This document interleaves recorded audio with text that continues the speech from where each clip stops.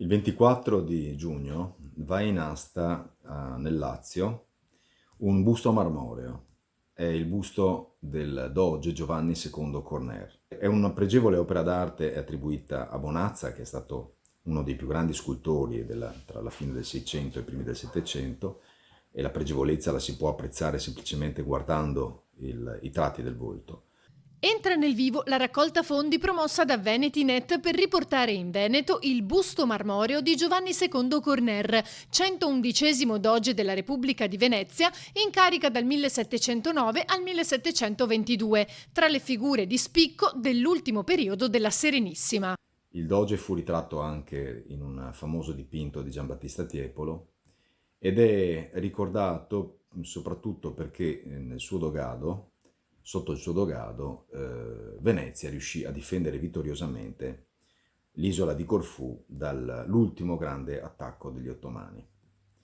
Quindi una guerra vittoriosa per la quale Vivaldi scrive la Iudita Triumphans, un famoso oratorio militare notissimo, che fa parte integrante dunque della grande storia veneziana e veneta. Prima di riapparire a Viterbo, dove sarà battuto all'asta il 24 giugno, il busto del doge si trovava a Ca' Corner di San Polo.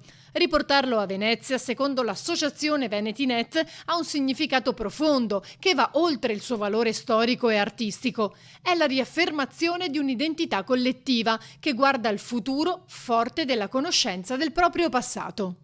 Non c'è alcuna mitologia folcloristica attorno alla figura del doge. È una grande istituzione all'interno di una grande architettura costituzionale, il cui simbolo, in questo caso il doge Giovanni Corner, potrebbe tornare a Venezia.